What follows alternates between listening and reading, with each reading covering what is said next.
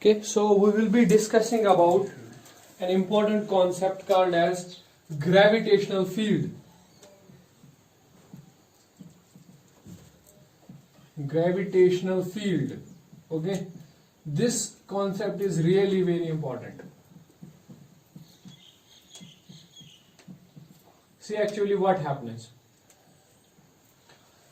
देखो दो टाइप के फोर्सेस एग्जिस्ट करते हैं, ठीक है। एक होता है जिस फोर्स को हम लोग कहते हैं contact forces. Okay, some type of forces are called as contact forces. Contact force. Okay, second type of force is called as non contact forces. Okay, contact forces क्या है और नॉन कांटेक्ट फोर्स क्या है? Contact force उन forces को बोलते हैं जो दो ऑब्जेक्ट्स के बीच में तभी आते हैं जब उनका कांटेक्ट होता है. Okay, when two objects came in contact with each other, तो जो फोर्स वहां पे एग्जिस्ट करता है ना, उसको बोलते हैं contact force. Means it involves contact between two objects. Okay, it involves contact between two objects. दो ऑब्जेक्ट्स के बीच में जब कांटेक्ट होगा तो उस टाइम पे जो फोर्स होता है that's called as contact force. Right, for example frictional force. Okay, frictional force is a contact force. जब तक दो ऑब्जेक्ट्स के बीच में कांटेक्ट नहीं होगा तब तक फ्रिक्शन नहीं होगी, है ना. ठीक, similarly we have muscular force. It is a sort of contact force. जब तक आप किसी ऑब्जेक्ट को पकड़ोगे नहीं तब तक फोर्स नहीं लगेगा उस पर, ठीक है. You can't exert a force on some object from distance. Okay, ऐसा नहीं कर सकते ना, etcetera. So many forces are there which are contact forces. लेकिन हमारे पास कुछ फोर्सेस है which are non contact forces. Means non contact forces वो फोर्सेस होते हैं इट इन्वॉल्व्स नो कांटेक्ट. दो ऑब्जेक्ट्स के बीच में कोई कांटेक्ट नहीं होता है बिटवीन ऑब्जेक्ट्स, फिर भी ये फोर्स एक्सर्ट होते हैं. नाउ देखो क्वेश्चन, फॉर एग्जांपल आप देखिए ग्रेविटेशनल फोर्स. ग्रेविटेशनल फोर्स के लिए कांटेक्ट का होना जरूरी नहीं है. If two objects are apart from each other, अगर दो ऑब्जेक्ट्स दूर दूर भी हैं तब भी ये फोर्स एक्सर्ट होगा, है ना. Similarly we have magnetic force. You know it, magnetic forces. दो ऑब्जेक्ट्स अगर दो मैग्नेट्स अगर कांटेक्ट में भी ना हो तब भी वो एक दूसरे पे फोर्स एक्सर्ट करते हैं, है ना. सिमिलरली इलेक्ट्रिक फोर्सेस जो चार्जेस के बीच में होते हैं, इलेक्ट्रिक फोर्सेस एटसेट्रा, ठीक है. ये नॉन कांटेक्ट फोर्सेस है. See the theory of contact forces is quite simple. अगर मैं आपको बोलूं कांटेक्ट फोर्सेस कैसे एक्सर्ट होते हैं, you will say sir simple. कैसे एक्सर्ट होते हैं? एक ने दूसरे के साथ कांटेक्ट किया, through that contact force transmit हुआ, है ना. ठीक, लेकिन नॉन कांटेक्ट फोर्स कैसे ट्रांसमिट होता है? अर्थ कैसे किसी ऑब्जेक्ट को अट्रैक्ट करता है अगर वो उससे कांटेक्ट में नहीं है ना. कैसे एक ऑब्जेक्ट जो ऊपर है वो नीचे की तरफ गिर रहा है. Why? An apple falls towards the earth. Earth is not making some contact with it directly. Okay, so how it is happening that एक एप्पल फॉल कर रहा है ऊपर से नीचे, है ना. तो इसका जवाब जो है ना वो सिंपल है. देखो अगर यहां पे आप कंसिडर करो कि ये हमारे पास कोई ऑब्जेक्ट है, say for example this is the object, और इस ऑब्जेक्ट का मास जो है ना it is m1. Okay, it's m1, it has some mass that's m1, right. अब यहां पर आप छोटा सा ऑब्जेक्ट और देख लो, इसका मास m2 है. अगर ये ऑब्जेक्ट जो है ना इस ऑब्जेक्ट को अट्रैक्ट करेगा अपनी तरफ, करेगा कि नहीं करेगा attract? It will attract it. This will be the gravitational force. Okay, gravitational force ये इसे अट्रैक्ट करेगा अपनी तरफ. लेकिन how? Without any contact. Actual में जो नॉन कांटेक्ट फोर्सेस होते हैं ना वो दो स्टेप फोर्सेस होते हैं, टू स्टेप फोर्सेस. दो स्टेप्स में वो फोर्स क्या होते हैं? एक्सर्ट होते हैं, ठीक है. इस ऑब्जेक्ट को इस वाले ऑब्जेक्ट पे फोर्स एक्सर्ट करना है, तो अपना जो ये काम है ना ये दो स्टेप्स के अंदर करेगा, in two steps, formal two steps. Okay, पहला क्या होगा? ये अपने आसपास एक फील्ड जनरेट करेगा, एक जगह देखेगा, ठीक है. This is a sort of field. ये अपने आसपास कुछ जगह क्रिएट करेगा, ठीक है. इस तरह से अपने आसपास के एरिया को मॉडिफाई कर देगा, ठीक. दैट एरिया और space is termed as field, is termed as what, field. Is that clear? ठीक है, फील्ड का मतलब होता है ये ऑब्जेक्ट किस डिस्टेंस तक अपना फोर्स एक्सर्ट कर सकता है। ओके, किस हद तक अपना फोर्स एक्सर्ट कर सकता है। समझ आ रही है बात? ठीक, मिसाल के तौर पे आप इस तरह से कंसिडर कीजिए, जब एक क्रिकेटर खेलता है ना, एक बैट्समैन खेलता है, तो उसका इन्फ्लुएंस कहां कहां तक होता है, बाउंड्रीज तक। अगर वो एक बॉल को हिट कर दे और बॉल बाउंड्री के जो है पार चली जाए, तो he has nothing to do with that. ठीक है, once the ball crosses the boundary, he has no responsibility of that. Okay, he has no influence over that, right. हाँ, जब वो बॉल को हिट करता है तो विद इन दैट बाउंड्री क्या क्या चल रहा है उस सब से उस पर फर्क पड़ता है। कैच हुआ, अगर कैच पकड़ा प्लेयर ने विद इन दैट बाउंड्री तो उस पर इन्फ्लुएंस पड़ेगा। ठीक है, फील्डिंग में जब कोई वो बॉल पकड़ता है, रन आउट होने का खतरा है, तो सारी चीजें उसे इन्फ्लुएंस करती हैं, लेकिन within that boundary. Once the ball is outside the boundary, the game is over. Okay, he has nothing to do with that. Similarly earth जो है ना, किसी ऑब्जेक्ट को अट्रैक्ट करता है, लेकिन कब तक, किस हद तक, किस डिस्टेंस पर। Okay, as you go up the force will decrease, है ना। जैसे जैसे आप अर्थ से ऊपर ऊपर जाओगे, फोर्स क्या होगा, डिक्रीज होगा। ठीक है, एक ऐसी भी हाइट होगी, उसके बाद फोर्स क्या हो जाएगा, जीरो। तो आप कहोगे कि यहीं तक अर्थ का इन्फ्लुएंस है। ठीक है कि नहीं? और वहां तक जहां तक अर्थ का इन्फ्लुएंस है, आप बोलोगे यहीं तक इसका फील्ड है, मतलब यहीं तक इसका इन्फ्लुएंस है। ठीक है, यहां तक जो भी ऑब्जेक्ट होगा वो उस पर फोर्स एक्सर्ट करेगा। Is that correct? ठीक है, मैं आपको एक सिंपल एग्जांपल से समझाता हूं। से फॉर एग्जांपल, इस क्लासरूम के अंदर आपने एक बड़ा सा मैग्नेट रखा हुआ है बीच में या कहीं पर भी। ठीक है, तो मैं कह रहा हूं कि ये मैग्नेट बड़ा स्ट्रांग है। इस कमरे में कहीं पर भी आप कोई छोटी आयरन की जो है नेल वगैरह या कोई और मैग्नेट रख दो, तो ये वाला मैग्नेट जो आपने बीच में रखा, ये उसे क्या करेगा, अट्रैक्ट करेगा या फिर रिपेल करेगा। तो आप क्या बोलोगे कि इस पूरे कमरे के अंदर इस मैग्नेट का असर है। Outside this room the magnet has no effect. Okay, तो ये पूरा रूम बन जाएगा इस मैग्नेट का magnetic field. Is that clear? Similarly क्या होता है, एक ऑब्जेक्ट जो होता है ना, वो अपने आसपास में एक जगह, एक एरिया मॉडिफाई कर देता है। ठीक है, एक एरिया डिफाइन करता है, ठीक, जहां जहां तक इसका इन्फ्लुएंस हो सकता है। ओके, दैट स्पेस और that modification is called as field. हम कहेंगे ये इसका फील्ड हो गया। ठीक है कि नहीं? मतलब जहां जहां तक ये अपना असर दिखा सकता है, that's a field. Okay, that is field. That is clear? Okay, this is field. तो पहला स्टेप क्या होता है? पहला स्टेप होता है कि ये ऑब्जेक्ट अपने आसपास में क्या जनरेट करता है, फील्ड जनरेट करता है। ठीक है, और दूसरी बात, जब वो फील्ड इस ऑब्जेक्ट के पास पहुंच जाता है, जब वो फील्ड इस ऑब्जेक्ट के पास पहुंच जाता है, वही फील्ड इस पे क्या करता है, एक्सर्ट, फोर्स एक्सर्ट करता है। Okay, so there are two steps involved. पहला क्या है, द जनरेशन और द प्रोडक्शन ऑफ फील्ड। पहले फील्ड जनरेट होता है, वो फील्ड ट्रेवल करता है स्टेप बाय स्टेप। ओके, और उसके बाद क्या होता है, जो ऑब्जेक्ट सामने रखा हो वो फील्ड उस पे फोर्स लगाता है। Is that clear? Okay, say one thing, if there is a water, अगर एक बड़े से तालाब में पानी है, ठीक है, वहां पर पड़ा है, मान लो दूर कोई पड़ा है एक छोटा सा ऑब्जेक्ट जो पानी के ऊपर फ्लोट कर रहा है। ठीक है, मैं आपको बोल रहा हूं विदाउट एनी कॉन्टैक्ट, उस वाले ऑब्जेक्ट के साथ कॉन्टैक्ट मत करो। उस ऑब्जेक्ट को जो रेस्ट पर है, फ्लोट कर रहा है, रेस्ट पर है, उसको मोशन में लेके आओ।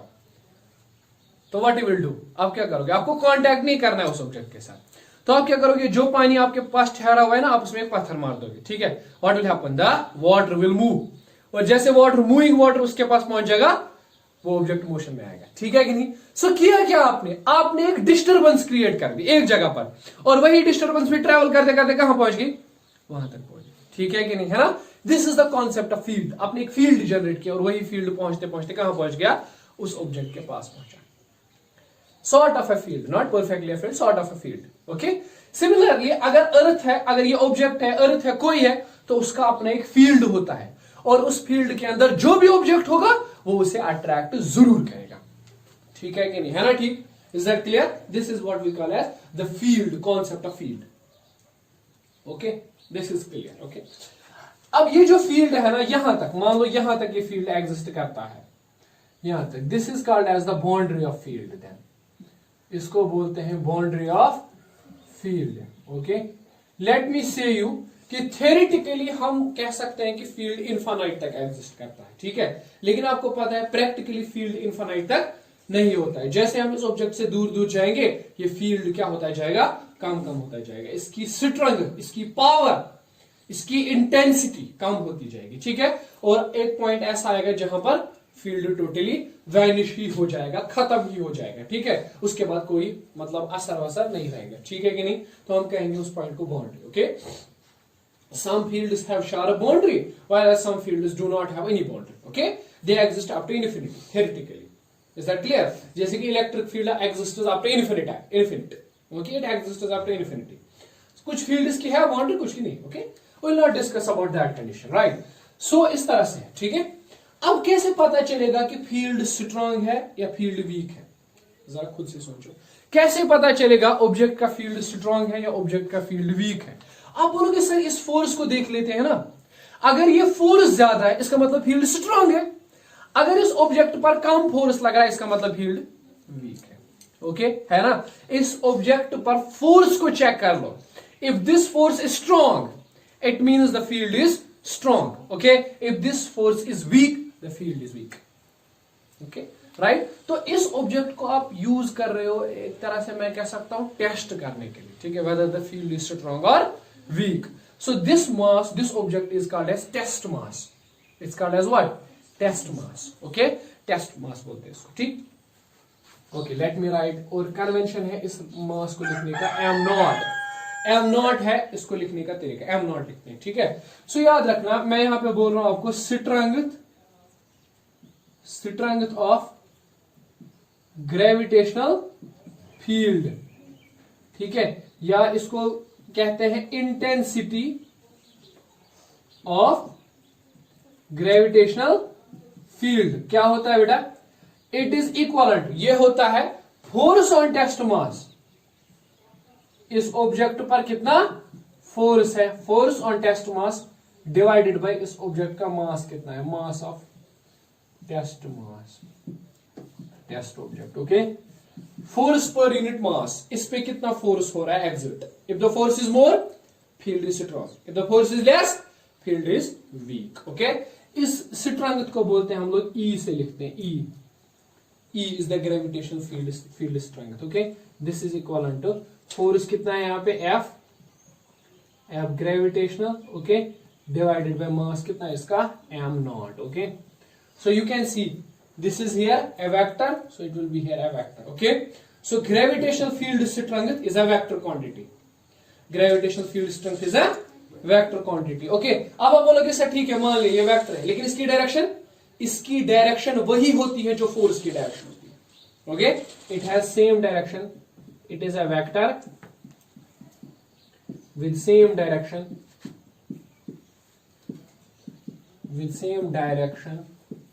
as that of force, as that of gravitational force। मतलब यहां पर अगर ग्रेविटेशनल फोर्स इनवर्स है तो ये जो ग्रेविटेशनल फील्ड होगा वो भी होगा इनवर्स, ठीक है। Is that clear? देखो यहां पे मैंने कहा स्ट्रेंथ ऑफ ग्रेविटेशनल फील्ड, फिर बाद में इसको कहते हैं field, okay, we call it gravitational field और sometimes simply field, okay. Now you people know what is the difference between field and strength of field, okay. तो मतलब I am assuming you know it better, so मैं कभी कह दूंगा field, ठीक है। अब आप कंफ्यूज मत होना सर फील्ड तो एरिया होता है, वो तो स्पेस होती है, ठीक है, ये क्या बोल रहे हो, नहीं, हम इसको कभी कभी फील्ड भी कहते हैं, ठीक है। चलो तो E किसके बराबर है? E आया आपको F gravitational force divided by mass, okay. एक चीज यहां पे है, यहां पे कोई क्वेश्चन अराइज कर सकता है कि सर अगर ये जो है ना इसने अपना फील्ड जनरेट किया, ठीक है, तो इसको कहेंगे सोर्स मास, क्या कहेंगे? सोर्स, जिसने फील्ड जनरेट किया, ठीक है। क्यों जनरेट किया? क्योंकि बिकॉज इट हैज सम मास। कोई पूछ सकता है सर ये जो है ना ये ऑब्जेक्ट ये भी अपने फील्ड जनरेट करेगा ना, इसका तो आपने कुछ बोला ही नहीं, ठीक है। इस ऑब्जेक्ट को हम सिर्फ यूज करते हैं to check the strength of field, है ना, ठीक। सो इसको हम इस तरह से एज्यूम करते हैं, हम ऐसे कहते हैं, हम कहते हैं कि इस ऑब्जेक्ट का मास इतना छोटा है कि जो ये फील्ड जनरेट करेगा वो किसी काम का नहीं होगा, ठीक है, उसकी स्ट्रेंथ बहुत कम होगी, है ना, ठीक। So I am putting a limit here, limit m naught tending to 0, okay. इसका मास बहुत कम है, gravitation force divided by m naught. Okay, इसकी स्ट्रेंथ बहुत कम है, सच दैट ये अपना फील्ड जनरेट नहीं करता, अगर करता भी है तो वो बहुत छोटा है, निहायत ही छोटा है। ओके, सो आप इस तरह से लिख सकते हो, E is nothing but it is, okay, let me write this gravitational force. What is the gravitational force between these two? Okay, if the distance between their centers is r, say for example the distance between their centers is r, ठीक है, इनके centres के बीच में distance कितनी है r, तो gravitational force कितना होगा g, इसका मास कितना है, okay, let me assume m, okay, then what is this mass, m naught divide by r square, और डिवाइड में तो ये m naught है ही, m naught and m naught is g m by, okay, g m by r square. Let us write it capital M. As per convention it's capital M, so I will write it capital M, कोई issue नहीं है, g m by r square. Okay, so you can see as r increases, what happens, gravitational field decreases. Okay, as you move away from the object, the gravitational field will decrease, right? You can just draw the graph, E here, R here, goes like this. Okay, so it's, अच्छा इसका unit क्या आएगा, force per unit मास है ना, ये force by mass, force का unit Newton, मास का unit KG, तो इसका यूनिट क्या आएगा, न्यूटन पर KG. Okay, CGS unit, in SI it is dyne per gram. Okay, dyne per gram, right? So you can do this thing like this way. Okay,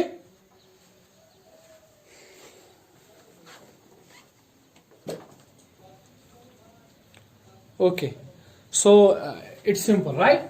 अब practically यहाँ पे एक चीज आप याद रखोगे कि E is equal to gm by r square, and this thing is same, okay, as the acceleration due to gravity, right?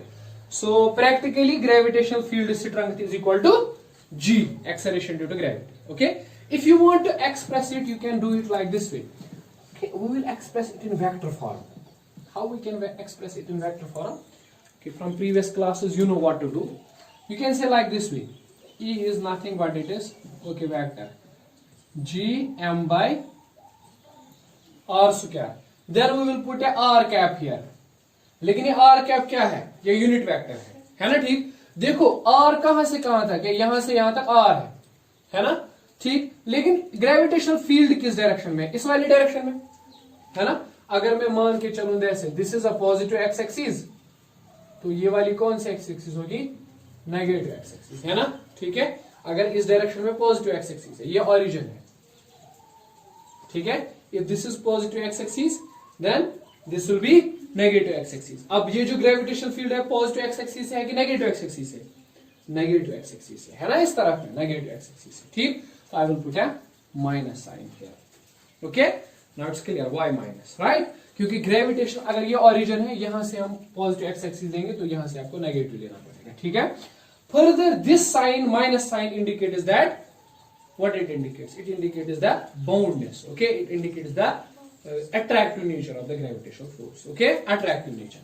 So you can say E is nothing but it is minus gm by r square into this unit vector, any unit vector is equal to vector divided by magnitude, okay, E is nothing but it is minus gm by r square and this r cube multiplied by vector r, okay, remember this relation, this is the field in terms of vector, okay, gravitational field in unit in vectors, ठीक है।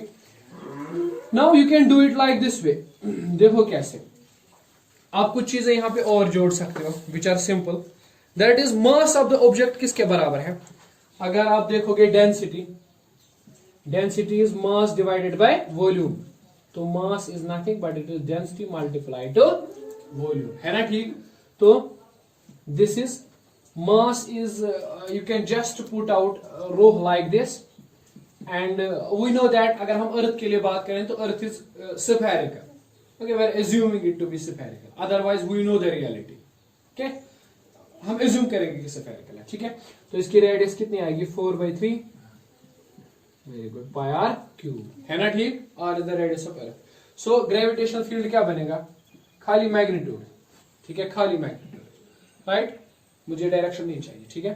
तो g by r square, okay I am writing it small r, तो I will write it small r, ठीक है, small r multiplied by m, and what is m, rho into 4/3 pi r cube, okay, r and r goes, so e can be written as 4/3 pi r rho g, okay, same as the acceleration due to gravity, okay, it's obvious ये होना ही चाहिए same, ठीक है, acceleration due to gravity, ठीक, which is e is nothing but it is g, okay। u में object है sir, g का जो यूनिट है वो है मीटर पर स्क्वायर सेकंड, और e का जो यूनिट है ना वो आया न्यूटन पर केजी। देखो बेटा these things are same, okay. Newton जो है ना ये किसके बराबर होता है, मास मतलब केजी इंटू एक्सेलरेशन, एक्सेलरेशन हो गया metre per square second, and then multiplied to क्या है, KG per metre, KG KG cancel, तो it is metre per square second, okay. It is consistent with the units and dimensions, okay, nothing new, right, ये consistent है, ठीक है, कोई मसला नहीं है, ओके। तो ये तो हो गया यहां तक जो ग्रेविटेशनल फील्ड इसके बारे में हम लोग बोल रहे हैं, ठीक है। अब सी यहां पे देख लो, अगर इस तरह से देखोगे, अगर आपके पास कोई ऑब्जेक्ट है, okay let me consider this situation, it will make you clear. This is an object and it has mass m1, okay. Now this is other object here, this one, and it has mass m2, okay, दोनों objects, ठीक है, एक का मास m1 एक का मास m2। I want to find the gravitational field at this point, okay। See here one thing is clear कि gravitational force field जो है ना वो डिपेंड करता है इस वाले ऑब्जेक्ट के मास पर, सोर्स मास पर, ना कि किस पे, टेस्ट मास पर। आपको लगता है यहां पे है कोई टेस्ट मास का कंट्रीब्यूशन, m0 है कहीं पे, नहीं ना। सो ग्रेविटेशनल फील्ड किस चीज पर डिपेंड करता है, मास ऑफ द अर्थ पर, ना कि मास ऑफ द ऑब्जेक्ट पर, okay. Means that if there is a paper and it is falling, एक छोटा सा पेपर है, कागज का टुकड़ा है, वो ऊपर से नीचे गिरा, एक बड़ी सी पत्थर है वो भी नीचे गिर गई, तो दोनों के लिए ग्रेविटेशनल फील्ड एक समान है, एक जैसा है, ठीक है कि नहीं, क्योंकि ये उनके मास पे डिपेंड, ये प्लेनेट के अर्थ के मास पे डिपेंड करते है ना, ठीक। So if you move to moon then obviously the gravitational, उसका मून का जो ग्रेविटेशनल फील्ड होगा वो वीक होगा, ठीक है, then that of earth, then that of. अच्छा, मून की ग्रेविटेशनल फील्ड की से एक चीज होती है, आपने देखा होगा टाइड्स बनते हैं समंदर में, टाइड्स, टाइड्स सुना है, क्योंकि समंदर में बहुत सारा पानी होता है तो उसका बड़ा मास होता है। मून का ग्रेविटेशनल फील्ड एक्सटेंड करते करते करते करते समंदर तक पहुंच जाता है और समंदर के पानी को अट्रैक्ट करता है, ठीक है। तो वहां से क्या होता है, वो बड़े से टाइड्स ऊपर उठते हैं, फिर समझिए बात, वो ग्रेविटेशनल अट्रैक्शन होती है, फील्ड होता है किसका, मून का। इज दैट क्लियर, ठीक है। तो चलो देखो यहां पर ये एक ऑब्जेक्ट है, इसका मास m1 है, यहां पर दूसरा ऑब्जेक्ट है, इसका मास m2 है। मुझे इस पॉइंट P पर ग्रेविटेशनल फोर्स, ग्रेविटेशनल फील्ड चाहिए। Now say me how many gravitational fields are there at this point P। There are 2 gravitational fields, है ना, one created by this object and one created by this object, है ना। तो कैसे निकालेंगे, तरीका बहुत आसान है, एक टेस्ट मास लेके आओ कहीं से, ठीक है, और उस टेस्ट मास को यहां पे रख दो m0, ठीक है। अरे यार ये कुछ नहीं है, ये बस चेक करेगा कि फील्ड क्या है, ठीक है। टेस्ट मास को इसीलिए यूज करते हैं। देखो ये जो है ना, ये इस ऑब्जेक्ट को अट्रैक्ट करेगा इस तरफ, तो इसका ग्रेविटेशनल फील्ड इसी तरफ होगा, E2, है ना। This will be the gravitational field created by what, m2, और ये इसे अट्रैक्ट करेगा अपनी तरफ, तो ये होगा gravitational field created by this one, E1, है ना। दोनों के बीच में, सेंटर्स के बीच में डिस्टेंस मान लो r, ओके, और यहां से यहां तक मान लो डिस्टेंस है x, तो यहां से यहां तक कितनी होगी, r माइनस x, ओके, है ना। सो मुझे बताओ E1 कितना होगा, E1 होगा ना g, इसका मास m1 डिवाइड बाय यहां से यहां तक डिस्टेंस, दैट्स x स्क्वायर, है ना, ठीक। E2 कितना होगा, that is g m2 bye, हाँ इन दोनों के बीच में r माइनस x स्क्वायर, है ना, ठीक। सो नेट ग्रेविटेशनल फील्ड कितना होगा इस पॉइंट पर? Net gravitational field will be E1 plus E2, the vector sum of these two fields, है ना? अरे यार एक चीज मुझे बताओ, अगर आपके पास एक ऑब्जेक्ट है और उस पर बहुत सारे फोर्सेस लग रहे हैं, F1, F2, F3, बहुत सारे, तो टोटल फोर्स किसके बराबर होगा? Total force will always be equal to the vector sum of all the forces, है ना? अगर आपको टोटल फोर्स निकालना है, क्या करोगे? सारे फोर्सेस का क्या निकालोगे? वेक्टर सम निकालोगे, ठीक है? Is that clear? तो अगर इस पॉइंट पर निकालना है आपको ग्रेविटेशनल फील्ड, क्या करोगे आप लोग? वेक्टर सम निकालो, प्लस कर लो, वेक्टर्स जितने भी हैं एग्जिस्ट करते हैं उनका प्लस ले लो, ठीक है? तो E1 और प्लस क्या करो? E2, तो E नेट किसके बराबर आएगा? इट विल बी, E1 क्या है? This is okay, this is G M1 by x square minus, why I am writing minus? Because these two are opposite to each other. Okay, these two are opposite to each other. So यहाँ पे minus, इसका क्या आएगा फिर? G M2 divided by R minus x. This will be the total gravitational field at this point. Okay? अगर मैं कहूं if, इस पॉइंट को P कहते हैं, if P is a neutral point, if P is a neutral point, neutral point का मतलब क्या है? न्यूट्रल पॉइंट का मतलब है उस जगह पर ग्रेविटेशनल फील्ड टोटल कितना है? 0, मींस उस जगह पर नेट ग्रेविटेशनल फील्ड कितना है? 0. ओके, सो ये किसके बराबर आएगा? 0, that is G M1 by x square minus G M2 by R minus x square. इसको यहां पे ले लो, तो it will B G M1 by is equal to G M2 by R minus x square. G cancel, or you can put it here, so it will be R minus x by x then whole square, that is equal to M2 by M1. Okay, so this will be R by x, this will be R by x, which is equal to okay M2 by M1, इसका root आएगा, then ये वहां जाएगा तो +1 बन जाएगा. ठीक है कि नहीं? है ना? ठीक, तो ये जो है ना यहां पे x जो है, x इज द डिस्टेंस, कि किस डिस्टेंस पर ये न्यूट्रल पॉइंट बन जाएगा. ठीक है कि नहीं? है ना? अब जरा कंसिडर करो, इसको अर्थ मान लो और इसको मून मान लो, तो बीच में होगा ना एक न्यूट्रल पॉइंट, जहां पर क्या होगा? Gravitational field of moon will balance the gravitational field of earth, and at that point what will happen? The total force on the object will be 0. No gravity, no gravity at all. Okay, you can float at that point, you are free to float. Okay, अगर वहां पे कोई object motion में आएगा तो फिर कभी रुकेगा ही नहीं, क्योंकि नो फोर्स इज देयर. ठीक है, हवा में रहोगे, फ्लोट करोगे. ठीक है कि नहीं? है ना? राइट, सो न्यूट्रल पॉइंट है. ठीक है, इज दैट क्लियर? लेकिन ये दोनों ऑब्जेक्ट्स को मिलाकर एक न्यूट्रल पॉइंट बन रहा है. ठीक है कि नहीं? अगर एक ही होगा ना, एक ही, there is no neutral point. ये एक ही ऑब्जेक्ट के लिए कोई न्यूट्रल पॉइंट नहीं है ना, क्योंकि इसका जो फील्ड है वो तो है. यहां पर इसका जो फील्ड है उसको ये बैलेंस करा, इस वाले का field.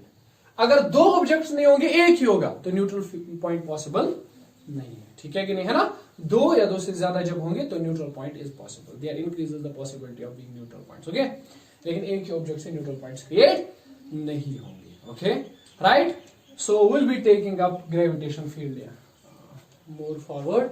Okay, just write it down. Okay, we'll be doing this problem. It's gravitational field due to uniform circular ring. ठीक है, हमारे पास एक यूनिफॉर्म सर्कुलर रिंग है, उसकी वजह से हमें देखना है ग्रेविटेशनल फील्ड कितना क्रिएट होगा. बस प्रॉब्लम सिंपल है. इस तरह से आपके पास एक रिंग है और ये एक एक्सिस है जो इस रिंग में से पास हो रही है. आपको देखना है इस पॉइंट पर ग्रेविटेशनल फील्ड कितना होगा. चलिए, इस पॉइंट P पर, दिस इज एक्सिस. ओके, ये सेंटर में से पास होते हैं ना, its axis.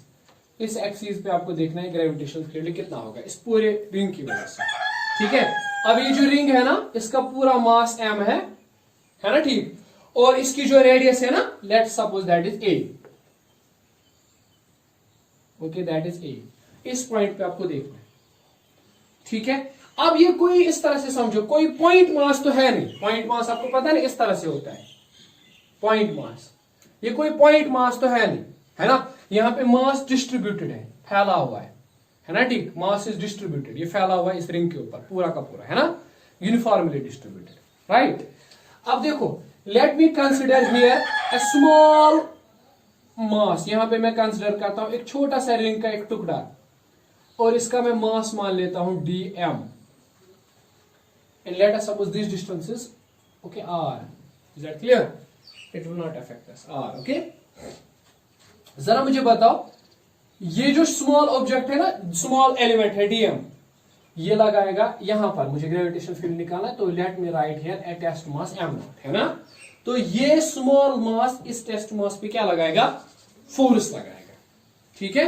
Okay, let's write that. तो ये होगा यहां से यहां तक डिस्टेंस, इसको z मान लेते हैं, ओके, ठीक है। अब ग्रेविटेशनल फोर्स इस डायरेक्शन में होगा, ओके, फील्ड भी इसी डायरेक्शन में होगा, है ना, ठीक। इज दैट क्लियर, है ना। तो जरा मुझे बताओ, अगर ये थीटा है तो ये दो पार्ट्स में स्प्लिट होगा, एक यहां से निकलेगा e cos थीटा, और एक यहां से निकलेगा good e sin theta, okay. Similarly आप इस साइड पे इसके बिल्कुल अपोजिट में यहां पर एक मिरर एलिमेंट सिलेक्ट कर लो, एक और एलिमेंट सिलेक्ट कर लो इसी तरह का, जिसका मास dm है, ओके। वो भी यहां से यहां तक कितना डिस्टेंस पे होगा, z, क्योंकि these two triangles are similar triangles, congruent triangles, okay, है ना। तो यहां से इस तरह से होगा ग्रेविटेशन फील्ड, होगा कि नहीं। ये भी थीटा एंगल बना रहा है, सिंपल है यार, थीटा बना रहा है, ठीक है। तो फिर से स्प्लिट होगा, और यहां से निकलेगा कंपोनेंट e cos थीटा, और यहां से निकलेगा कंपोनेंट e sin थीटा, ठीक है कि नहीं। चलो बस इन्हीं दो को कंसिडर करो। मुझे बताओ, what will be the total gravitational field at point P। You will say sir e sin theta, e sin theta are exactly opposite, they will cancel out, okay, they will बचा क्या, e cos theta. तो आप बोलोगे sir total gravitational field is e cos theta plus e cos theta, है ना, ठीक। अगर यहां पर आप एक और एलिमेंट सिलेक्ट करोगे, उसके भी दो कंपोनेंट निकलेंगे, साइन और कॉस। कॉस वाला यहां से निकलेगा, साइन वाला परपेंडिकुलर में निकलेगा, ठीक है। जो एलिमेंट आप यहां सिलेक्ट करोगे, उसका मिरर एलिमेंट यहां पे सिलेक्ट कर लो, फिर से निकलेगा e cos theta, e sin theta, फिर से e sin थीटा कैंसिल होंगे, और e cos थीटा इस एक्सिस पर आ जाएंगे, ठीक है कि नहीं, है ना, ठीक। इज दैट क्लियर, ठीक। तो जितने भी आप इसमें एलिमेंट्स लोगे, सारे के सारे elements, what will happen, always and always e sin theta will cancel and e cos theta will add up, okay, ठीक है। सो टोटल ग्रेविटेशनल फील्ड कितना होगा, total field at point P will be simply, total field at point P will be e cos theta, okay, plus e cos theta plus e cos theta plus e cos theta plus they, जितने भी e cos theta बनेंगे सबका plus, ठीक है। So I can write it e at P is integral, असल में e नहीं आएगा, it will be, small object का मास dm है, तो इसकी वजह से स्मॉल फील्ड d आएगा। Let us use the proper notation, d, small field d, है ना, ठीक है, d।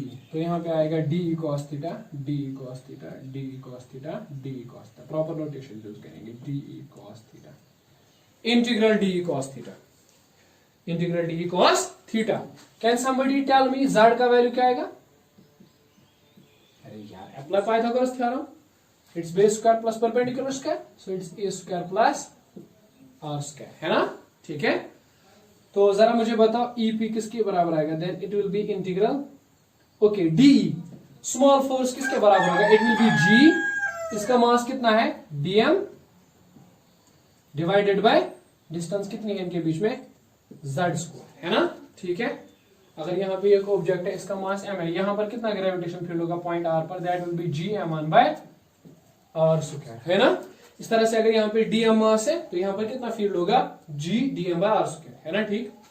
तो जरा मुझे बताओ ये dm, ओके, मुझे बताओ EP किसके बराबर आएगा फिर, integral G dm divided by what is z, z is this, तो स्क्वायर करेंगे तो ये आएगा a square plus r square, a square plus r square. Is that clear, and then we have cos theta, cos theta is always there, we are not taking it, okay.